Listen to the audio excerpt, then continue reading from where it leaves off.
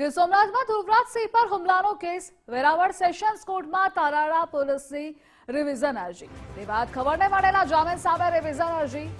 ખબર સહિત 7 આરોપીઓને કોર્ટે જામીન મુક્ત કર્યા છે। નીચલી કોર્ટના આદેશ સામે સેશન્સ કોર્ટમાં સુનાવણી થશે। બીજી તરફ સનાથલમાં રાજપૂત સમાજની બેઠક પણ મળવાની છે। વિવાદ ખબરનો વિરોધ અને ધ્રુવરાજસિંહને સપોર્ટ માટે આહવાન પણ કરાઈ રહ્યું છે।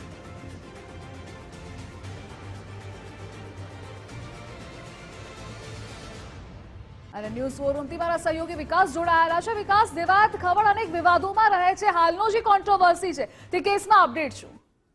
બિલકુલ ધ્રુવ, આમાં એવું છે કે હવે દેવાયત ખવડની જે મુશ્કેલી છે સતત વધતી જઈ રહી છે। જે આપણે જોયું હતું કે 18 ઓગસ્ટના રોજ તેમને જામીન મળી ગયા છે, જો કે એવું નથી, કારણ કે એ નીચલી કોર્ટે જામીન આપ્યા હતા।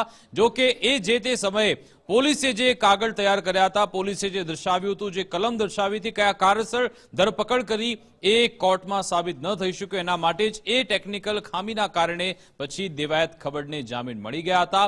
આપણને સૌને યાદ છે કે જ્યારે 12 ઓગસ્ટના રોજ એ ધ્રુવરાજસિંહ કે જે પોતાના મિત્રો સાથે સોમનાથ તરફ જઈ રહ્યા હતા, એક રિસોર્ટથી ત્યારે બહાર નીકળી રહ્યા હતા અને દાવો એ થઈ રહ્યો છે કે તેમને દેવાયત ખવડની કારે પહેલા ટક્કર મારી, ત્યારબાદ ગાડીમાંથી ઉતારી તેમની સાથે મારામારી કરી, તેમની સોનાની જે ચેન છે, લોકેટ બધું લૂંટી લીધું, 42,000 રોકડ રકમ પણ લૂંટી લીધી અને સાથે સાથે ધ્રુવરાજસિંહે આરોપ એ પણ લગાવ્યો કે દેવાયત ખવડે તેમને બંદૂક 2 નંબરની બંદૂક બતાવીને કહ્યું કે જો પોલીસ ફરિયાદ કરીશ તો આ ગોળી તારી અંદર ઉતારી દેવાની છે, આવી ધમકી પણ આપવામાં આવી હતી। અને 5 દિવસ સુધી દેવાયત ખવડ ગાયબ રહ્યા હતા। પછી નાટ્યાત્મક રીતે તેમને સુરેન્દ્રનગરમાં દુધઈમાંથી એક ફાર્મ હાઉસમાંથી ઝડપી લેવામાં આવ્યા અને પછી એ જ દિવસે 17 તારીખે રાત્રે એમની સત્તાવાર રીતે ધરપકડ થઈ। એ વખતે ગીર સોમનાથના એસપી મનોહરસિંહ જાડેજા એમણે પોતે પ્રેસ કોન્ફરન્સ કરી હતી અને કહ્યું હતું કે અમે મેક્સિમમ રિમાન્ડની માંગ કરીશું। આ કેસની વાત કરીએ તો દેવાયત ખવડ સામે હત્યાના પ્રયાસ બદલ ભારતીય ન્યાય સંહિતાની કલમ 109,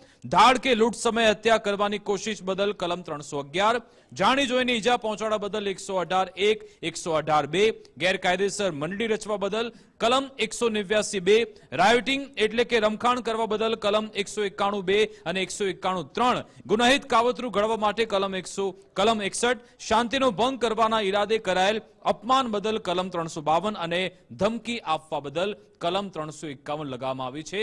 આટલી ગંભીર કલમ હોવા છતાં જ્યારે સરકારી વકીલ અને દેવાયત ખવડના વકીલ વચ્ચે જ્યારે આમને સામને જ્યારે તર્ક અને દલીલ આપવામાં આવ્યા, એમાં દેવાયત ખવડના વકીલ એટલા માટે જીતી ગયા હતા કારણ કે દેવાયત ખવડના વકીલે એ તર્ક આપ્યો હતો કે જ્યારે દેવાયત ખવડની કસ્ટડી લેવામાં આવી એમાં પોલીસે ફંડામેન્ટલ રાઇટનો આમાં ભંગ કર્યો છે અને એ મુદ્દો કોર્ટમાં ચાલી ગયો।